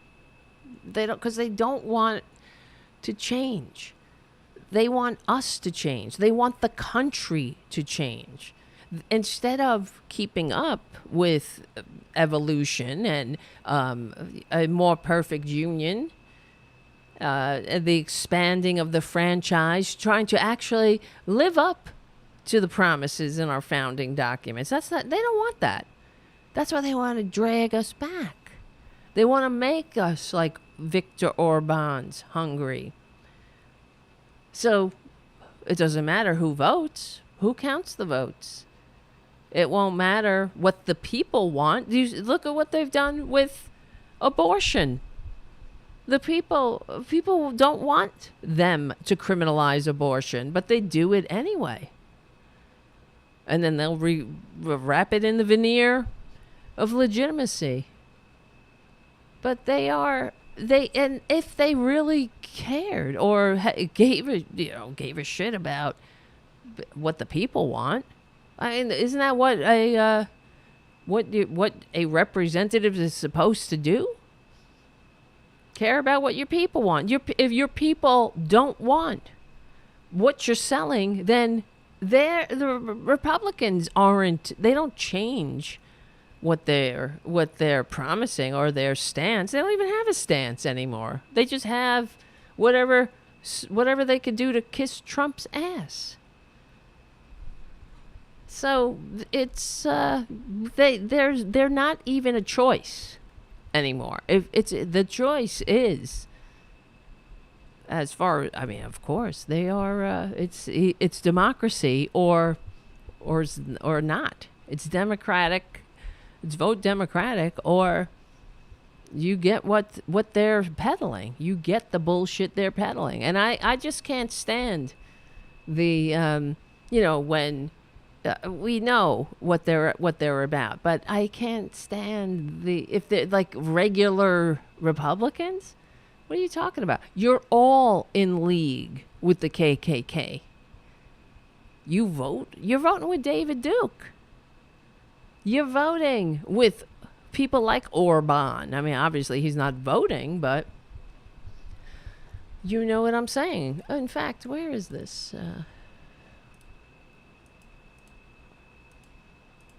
Hey, they give him a fucking standing ovation. The globalists can all go to hell. I have come to Texas.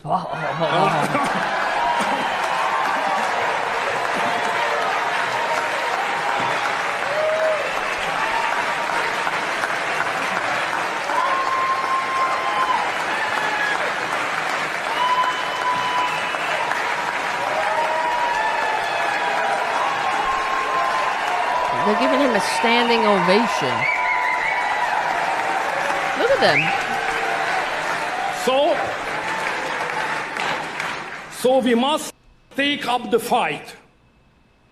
Victory will never be found by taking the path of least resistance. We must take back the institutions in Washington and in Brussels. Oh, God. We must find friends and allies in one another. We must coordinate the movement of our troops because we face the same challenge. You have midterm elections this year, then presidential and congressional elections in 24, and we will have election in the European Parliament same year. These two locations will define the two fronts in the battle being fought for Western civilization. Today we hold neither of them, yet we need both. Unreal.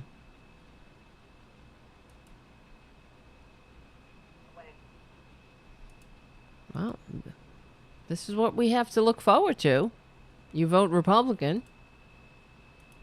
This is what we have to look forward to. Illiberal democracy, where this guy, he didn't win his election. He's got he doesn't have a mandate. This is the same thing the Republicans are up to. They don't care that they receive fewer votes and still remain in the majority when they receive fewer votes. They don't care that Democrats, a million more people voted for Democrats, but then the Democrats lost the House. They didn't care about that. In fact, I was watching Meet the Press once, and they mentioned that it was really annoying because they said, Chuck Todd said that I'm trying to remember how exactly he put it. Oh, they were talking about the midterms are coming, and the Democrats must overcome a 5%, an automatic 5% disadvantage due to redistricting, and as if that should be the story, first of all, but as if that's normal. Because the story was how the Democrats, are going to lose. They're going to lose in the midterms. This was a few months ago. And given all of the bad news, gas prices, inflation, and plus the headwinds, plus the Democrats have to overcome an automatic 5% disadvantage. Why? Is that normal? Is it normal to be under the tyranny of the minority? No, that's why we are where we are. And the Republicans, they have to pretend that they won in a landslide, right? Like nobody's ever seen. Unbelievable. Like nobody's ever seen. Well, guys, like nobody's ever seen. This is the end of the show. But we will have more shows, especially if you support the liberal media, the real liberal media. Maybe one day we'll have a daily show at a set time. That would be my dream, but oh well. Guess I'll be dreaming until the first of never. I'm only kidding. Who knows? But we will. I do know this. We will win. We're on the right side of history, decency, dignity, democracy, and humanity. We stick together, we win. My name is Tara Devlin, and I will see you soon.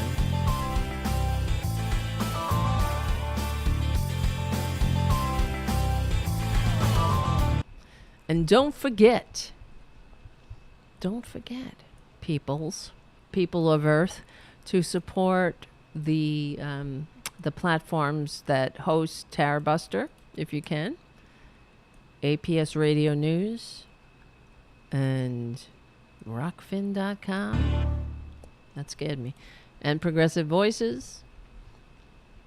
And yeah. FYI Nation.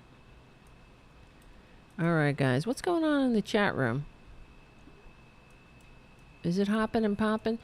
Thank you, Jim and Richard, for your super chats tonight. It's things are getting looking kind of sparse, but lately. But it's okay. I won't complain. Or maybe I will. Maybe passive aggressively I will complain. But thank you. Jonathan says, awesome show, Tara. Thank you, Jonathan. Next time you have to bring 2 friends to the show. Okay. That's everybody's charged with bringing 2 friends. No, I'm only kidding. Whatever. Bring yourself. Guys. I gotta run. You know how it is on Fridays. But hopefully we'll have more shows during the week. During the week, it's a little bit more loose and... but that's why we should have more shows during the week. But I can't have more shows during the week if we don't have enough supporters. So that's all. That's how it is. And thank you, Jim, for your super chat and your incredible words of encouragement. And, of course, for being a moderator. And Haiku, thank you, too. I cannot do it without you. Remember, you can join us on Discord, where you can hang out in between shows, see pictures of Tara Jr. in all of his glory.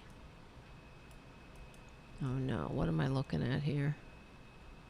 Some asshole is... Oh, this is what they do all the time, right? Like, I just looked at... I didn't see it during the show.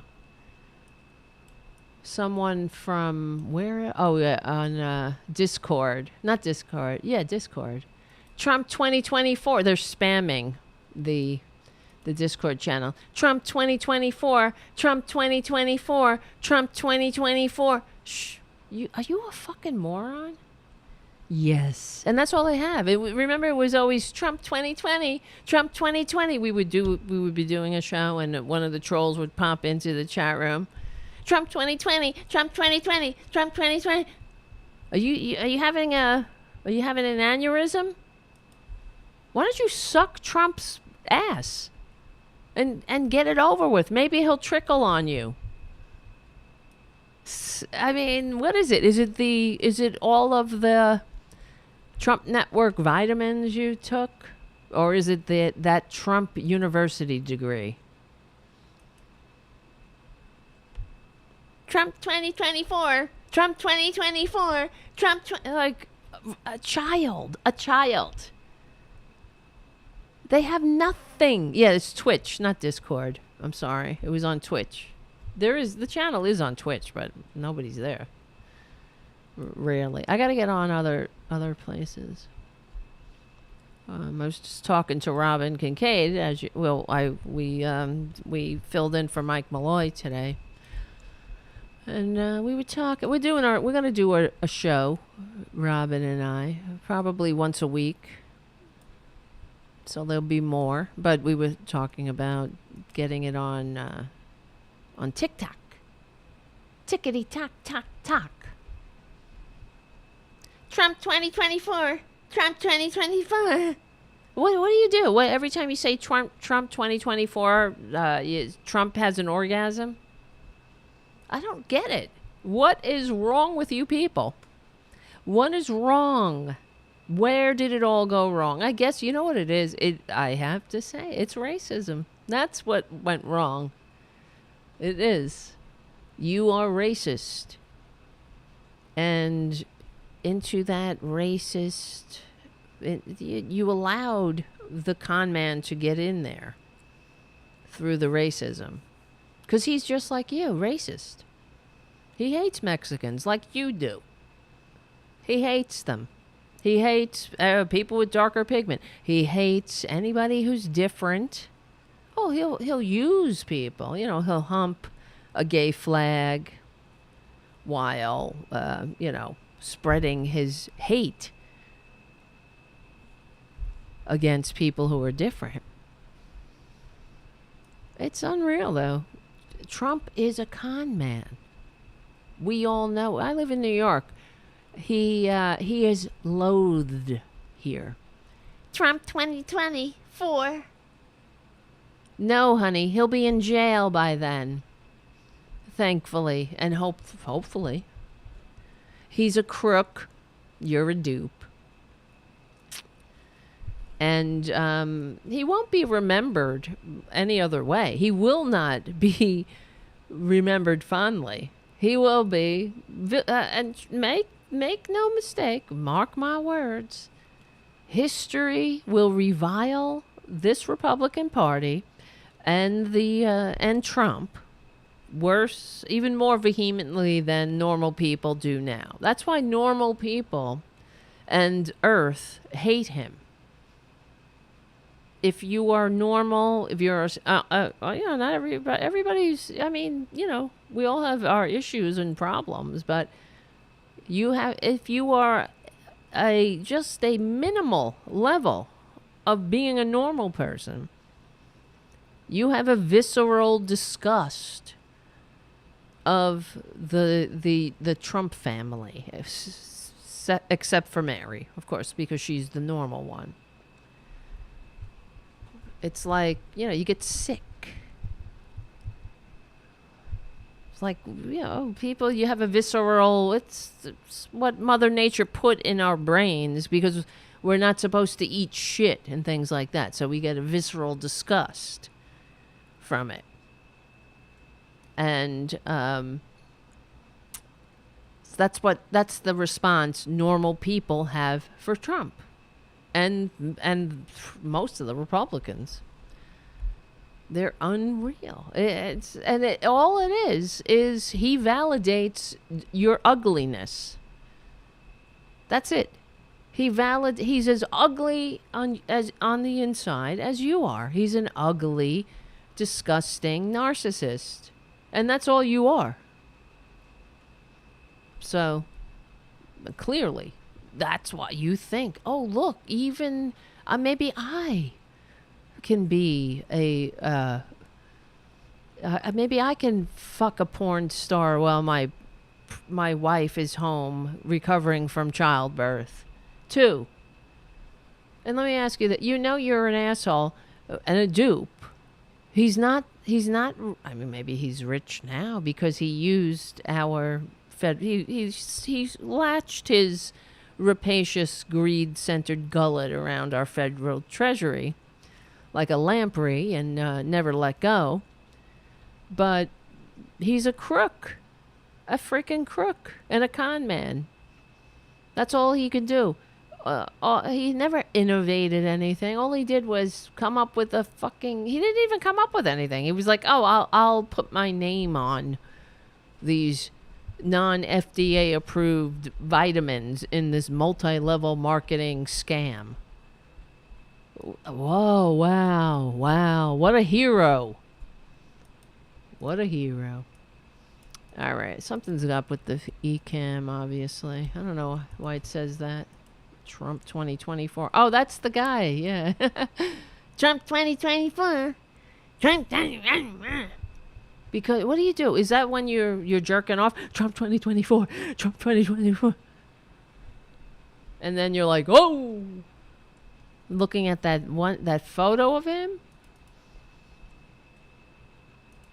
Oh my God! And is that how you climax? Imagining yourself licking those incredibly large pores, those large greasy pores, stuffed with the grease from whatever dead animal he shoved in his mouth. He's a disgusting person on every level. And that's your hero, so okay. As my mother always said, you want to know somebody? Look at their friends. Look at who they admire. Ugh. You're gross. You must be very gross. And all Trumpanzees are gross. I'm sorry. They are. They're stupid. They are pathetic. I would merely pity them if they weren't such dangerous fascists. They weren't taking a shit in my capital. My capital? Yeah, you better believe it. One of the things when I watched these Trumpanzees, when they invaded the Capitol, these domestic terrorists, it was offensive. It's absolutely offensive. The way they treat this country they pretend to love, that they can only pretend to love. That's it. They hate this country, as we saw on September 11th. They hate this country so much, they were like, here, let's have a con man in charge. Let's have a fucking con man with a fake university and a fake multi-level marketing vitamin scam. Let's make him the boss, you stupid traitors. All right, well, that's that. Guys, thanks again for hanging out. You know the drill. Tell your friends. And, yeah, maybe we'll have another show. We will have other shows, but I don't know when. Hopefully soon. If you become a patron, it makes me more apt to do a show. That's all I got to say. Again, my name is Tara Devlin. We are on the right side of history, decency, dignity, democracy, and humanity. We stick together. What's going on? We win. My name is Tara Devlin. I'll see you guys very soon. And I love you. I do. Thank you.